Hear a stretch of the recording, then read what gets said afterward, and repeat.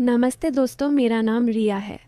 मैं 26 साल की हूँ और देखने में हाँ, वैसी ही हूँ जैसी लड़कियाँ और लड़कों को पसंद आती हैं।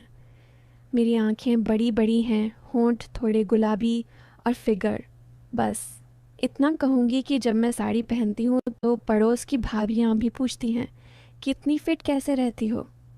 घर में सब मुझे प्यार से रिया भाभी कहते हैं क्योंकि मैं अपने पति के छोटे भाई की भाभी हूँ। वो मेरा देवर है, नाम है राहुल। वो 24 साल का है, जवान, लंबा चौड़ा और काम करता है एक छोटी सी कंपनी में। हमारा घर गांव के पास शहर में है, ऐसा देसी वाला जहाँ सब एक साथ रहते हैं, हंसी मजाक चलता रहता है। आज मैं तुम्हें अपनी और राहुल की एक कहानी सुनाने वाली हूँ। सबसे पहले तो बताऊं कि शादी के बाद जब मैं ससुराल आई तो सब कुछ नया था। मेरे पति, जिनका नाम अजय है, वो सरकारी नौकरी करते हैं, इसलिए अक्सर बाहर रहते हैं। महीने में 10 से 15 दिन घर आते हैं, बाकी समय मैं घर संभालती हूँ। सास ससुर हैं लेकिन वो बूढ़े हैं, ज़्यादातर अपने कमरे में रहते हैं। और राहुल, वो घर का छोटा बेटा है, पढ़ाई ख़त्म करके नौकरी लग गई है। शुरू में तो वो मुझे बस भाभी कहकर बात करता, लेकिन धीरे धीरे हमारी बातें बढ़ने लगीं। घर देसी वाला है ना, सब एक साथ खाते पीते हैं, हंसी मजाक चलता है। एक दिन की बात है, सुबह सुबह मैं किचन में चाय बना रही थी। राहुल आया, अभी सोकर उठा था, बाल बिखरे हुए, टी शर्ट थोड़ी ऊपर चढ़ी हुई थी। वो आकर बोला, भाभी चाय मिलेगी क्या? रात देर तक काम कर रहा था, नींद नहीं आई। मैंने मुस्कुराकर कहा, हाँ क्यों नहीं, बैठो, बना रही हूँ। लेकिन इतनी देर रात क्या करते हो, कोई स्पेशल काम? वो हंसा और बोला, अरे भाभी, स्पेशल तो कुछ नहीं, बस कंप्यूटर पर कुछ देख रहा था। मैं समझ गई, लेकिन मैंने अनदेखा किया और कहा, हाँ पता है, लेकिन ध्यान रखो, आंखें खराब हो जाएंगी। वो हंस पड़ा और बोला, भाभी आप तो सब जानती हो। वैसे आपकी चाय पीकर तो सारी थकान उतर जाती है, इतनी गरम और स्वादिष्ट। उसने चाय का कप उठाया और सिप लिया। मैंने सोचा, ये लड़का थोड़ा शरारती है, लेकिन घर का है, क्या बुरा। फिर वो दिन बीतता गया। मैं घर के काम करती, कपड़े धोती, खाना बनाती। राहुल ऑफिस जाता, शाम को आता। शाम को हम सब साथ बैठते, टीवी देखते। एक शाम की बात है, सास जी बोली, रिया बहू, आज कुछ स्पेशल बनाओ ना, राहुल को पसंद आए। मैंने कहा, जी माँ जी, क्या बनाऊं? राहुल बीच में बोल पड़ा, भाभी कुछ मीठा बनाओ, जैसे आपकी मुस्कान वैसा। हंस पड़े, लेकिन मुझे लगा ये थोड़ा ज़्यादा हो रहा है। लेकिन मैंने मुस्कुराकर कहा, ठीक है, गुलाब जामुन बना देती हूँ। रात को खाने के बाद जब सब सो गए, मैं किचन साफ कर रही थी। राहुल आया, बोला, भाभी मदद करूं? मैंने कहा, नहीं तुम जाओ, सो जाओ।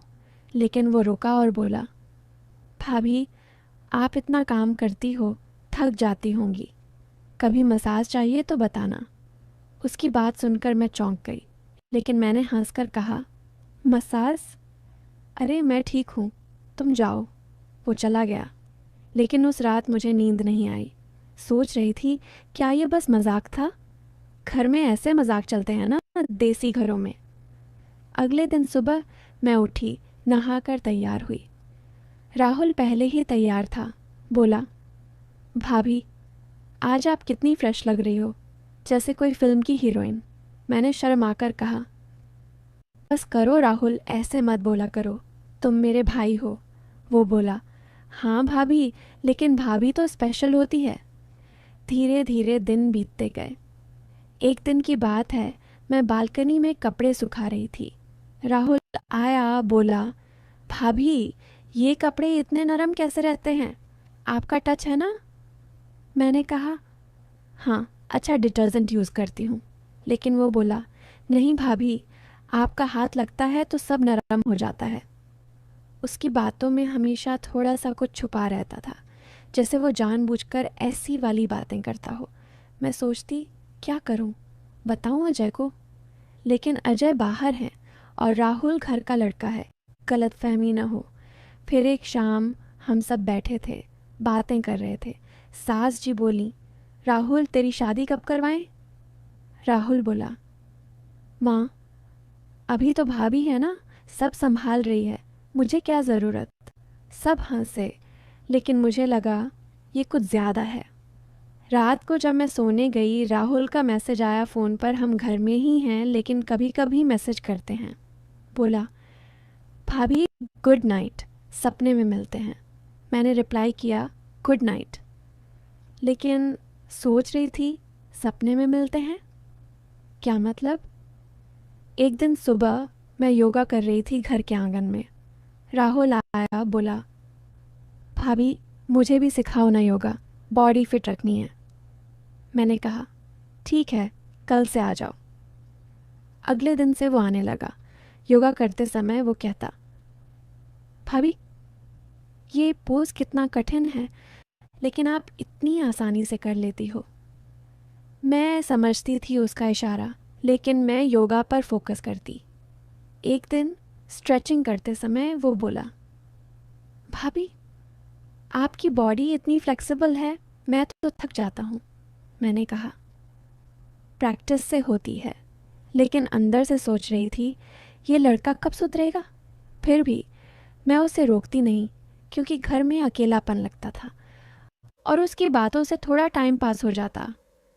देसी घरों में ऐसा होता है ना, जहाँ औरतें घर में ही रहती हैं, बात करने को कोई नहीं मिलता।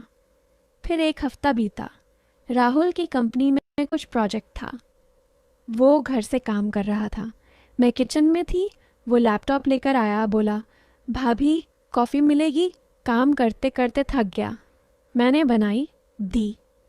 वो बोला, भाभी आप बैठो ना मेरे पास, बातें करेंगे, अकेले बोर हो जाता हूँ। मैं बैठ गई, बातें शुरू हुई। वो बोला, भाभी भैया कितने लकी हैं, आपको मिली। मैंने कहा, बस करो, ऐसी बातें मत करो। लेकिन वो बोला, क्यों भाभी, सच है, आप इतनी सुंदर, केयरिंग, कभी कभी सोचता हूँ काश। वो रुक गया। मैंने पूछा, ये क्या? वो बोला, कुछ नहीं, बस यूं ही। उस दिन से मुझे लगा शायद राहुल का दिल मुझ पर आ रहा है, लेकिन मैंने सोचा ये गलत है, रोकना चाहिए। लेकिन कैसे? घर में बताऊं तो झगड़ा हो जाएगा। धीरे धीरे हमारी बातें और बढ़ीं।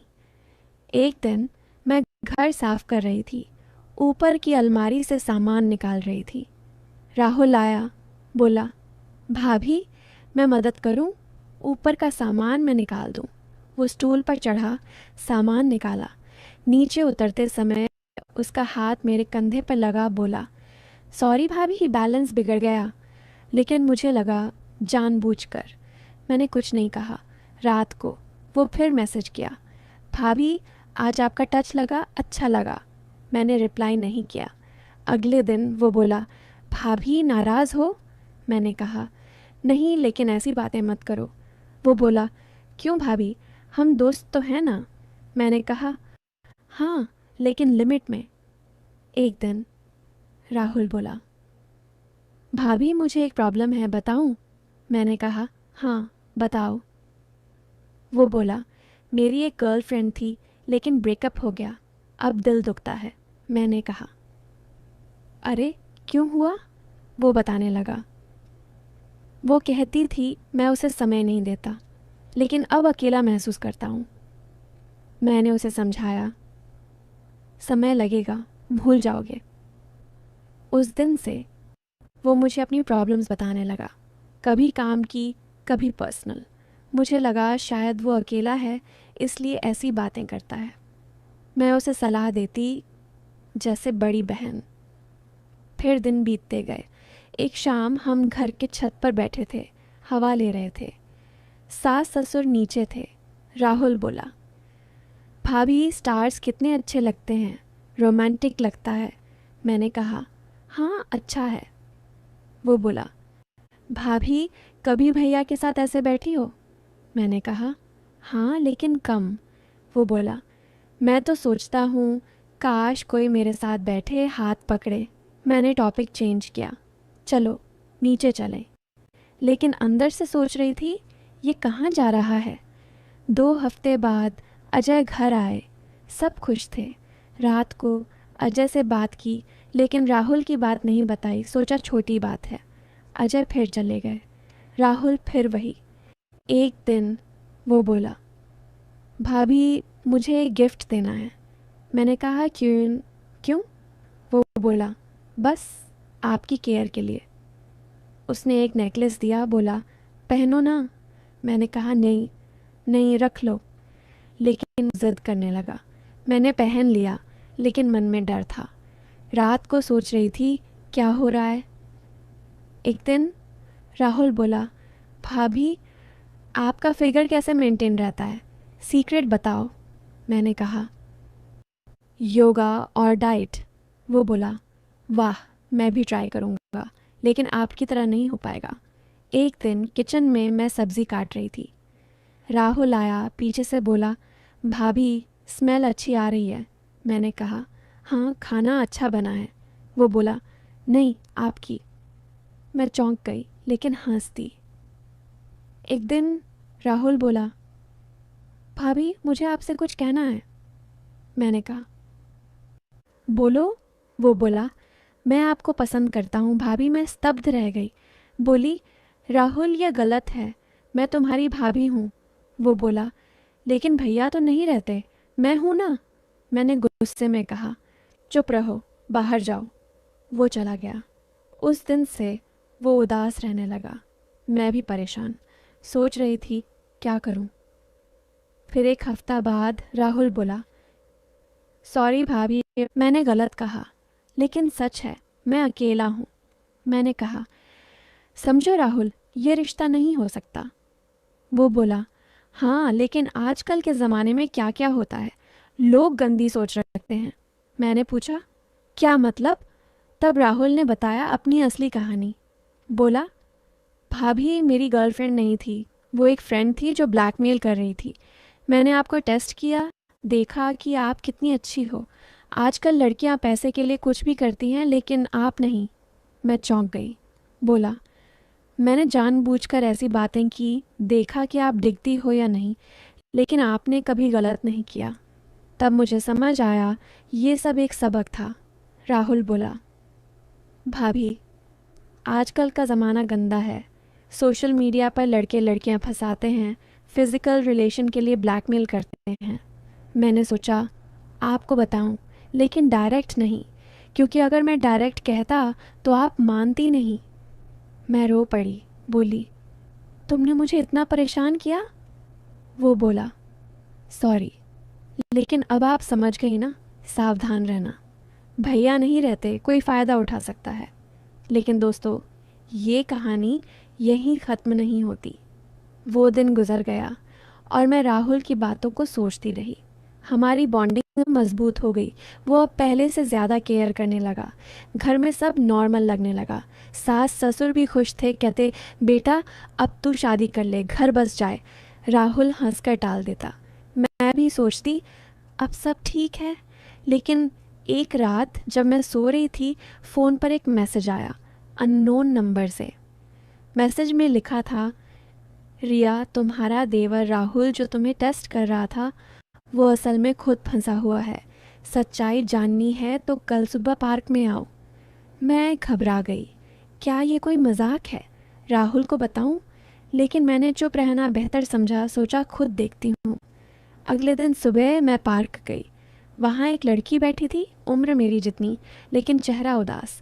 वो बोली, मैं प्रिया हूँ, राहुल की एक्स। वो झूठ बोल रहा है। मैं स्तब्ध रह गई। प्रिया ने बताया, राहुल और मैं कॉलेज में साथ थे। हमारा रिलेशन था, लेकिन वो बदल गया।